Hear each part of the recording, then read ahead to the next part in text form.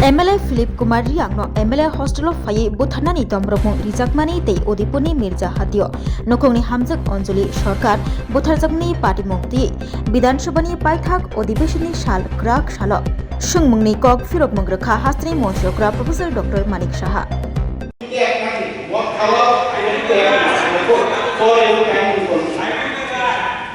খাওয়ার না চলে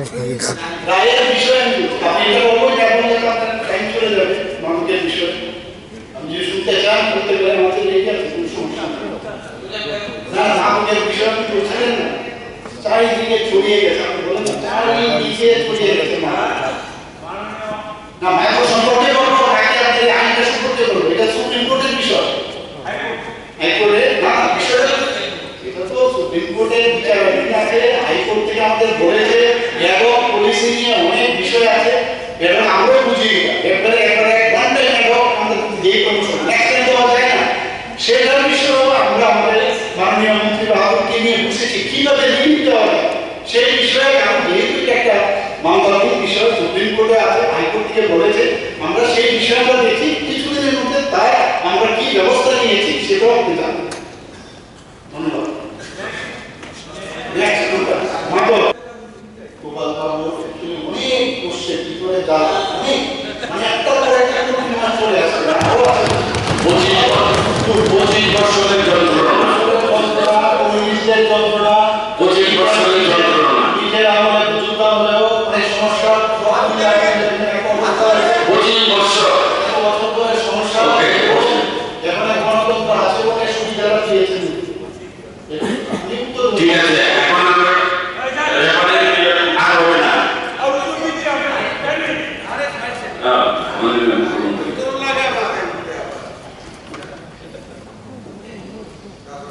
মাননীয় ইনচার্জ অধ্যক্ষ মহোদয় এখানে ক্যাপিটাল কমপ্লেক্স মাননীয় বিধায়ক এই বিষয়টা বলেছে আমার কাছে যা রিপোর্ট আছে আপনি বলছেন যে কোনো অবস্থায় যাতে করে ইনফ্লুয়েন্স না হয় যতটুকু দেখুন আমি আমাদের পুরো বই নিয়ে এসেছি নিউজ পেপারে কাটিং আছে কারণ আমি জানি এই ধরনের কোশ্চেন আপনারা সবসময় করেন এবং নিউজ পেপারে আপনারা একটা ফেভারে কতগুলো আছে এটা কোনোটা বইয়ে নিয়ে এসেছি সময় কম আমি নিজে ব্যক্তিগতভাবে বলছি আপনাদের 35 বছরের রাজত্বে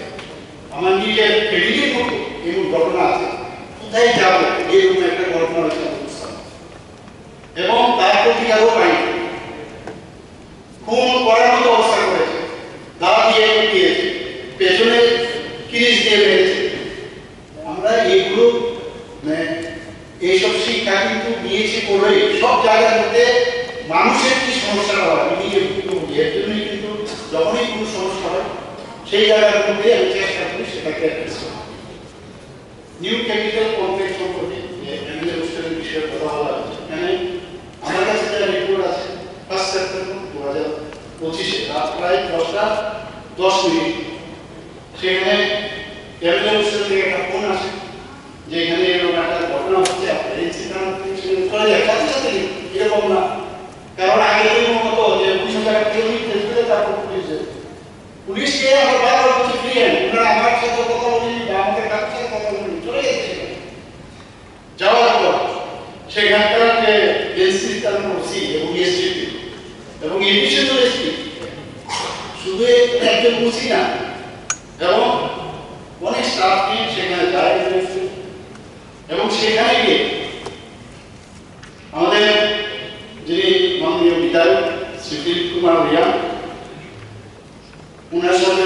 বিষয় নিয়ে কথা বলে এখানে গার্ডের সাথে কথা বলে এবং সেখানে সব জিনিস দেখে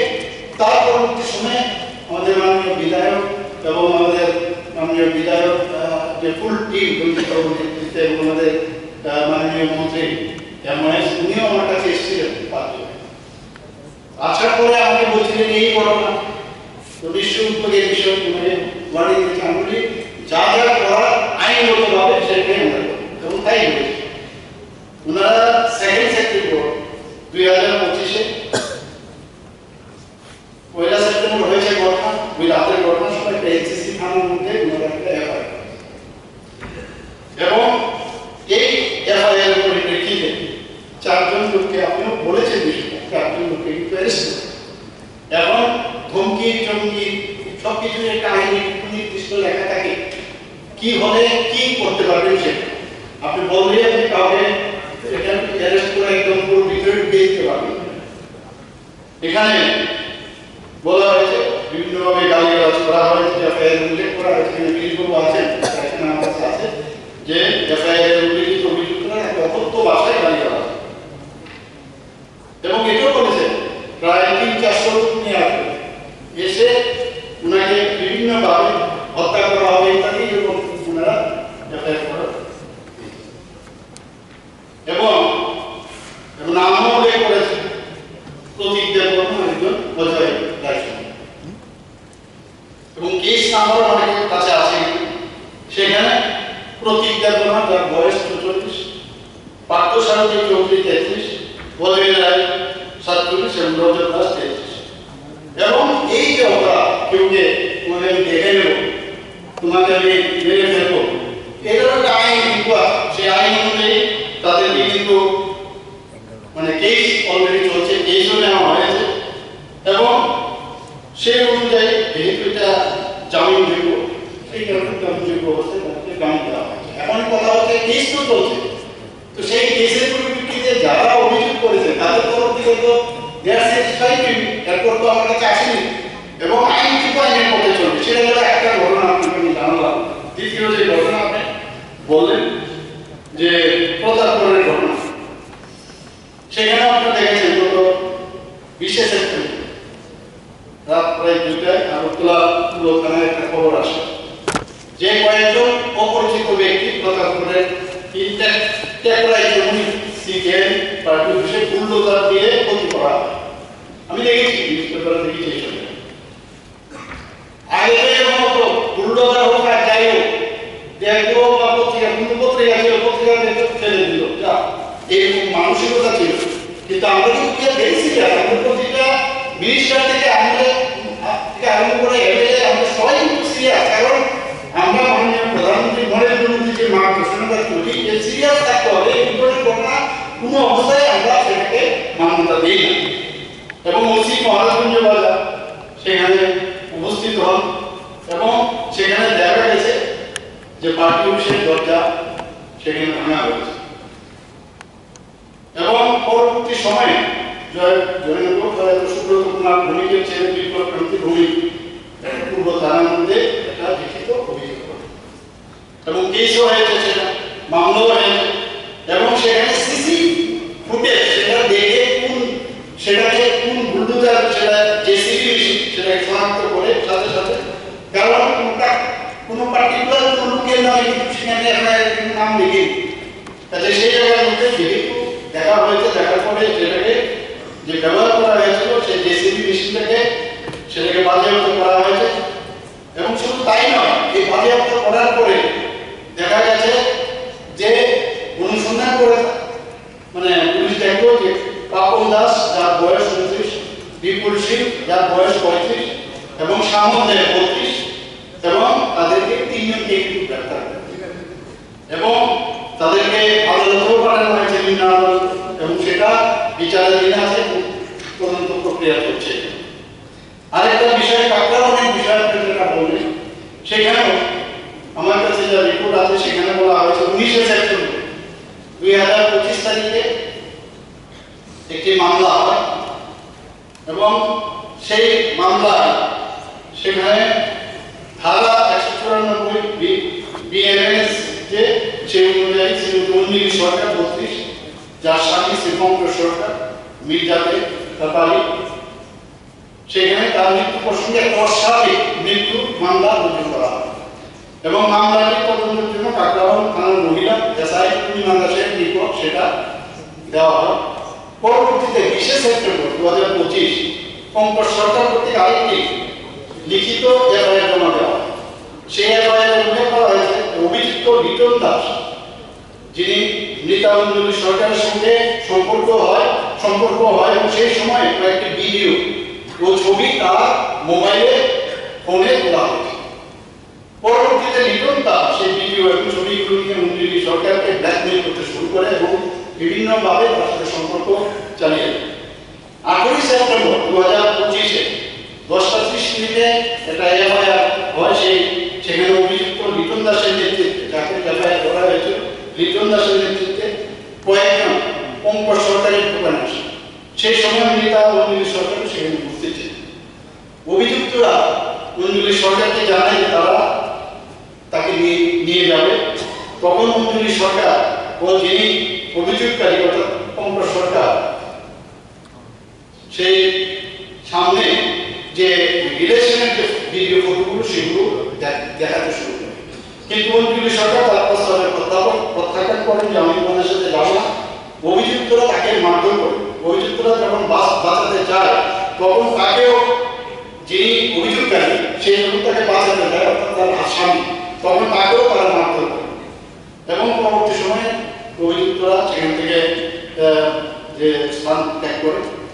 পরের দিন 19শে সেপ্টেম্বর 2025 সকালে 5:30 অঞ্জলি সরকার মির্জা বাজার দোকান যখন খুলে সেখানে অভিযুক্তরা সকলে মিলে সেখানে উপস্থিত হয়। তারপর পেট্রোল ঢেলে আগুন ধরে। আমার কাছে তার রিপোর্ট এখানে এসেছে, যা ফলে অঞ্জলি সরকারের মৃত্যু ঘটে বলে অভিযোগ করা হয়। এখন অভিযোগকারী বক্তব্য হচ্ছে আসামিরা তার স্ত্রী অঞ্জলি সরকারকে আগুনে পুড়িয়ে হত্যা করা হয়েছে, অভিযোগকারী সেটা বক্তব্য।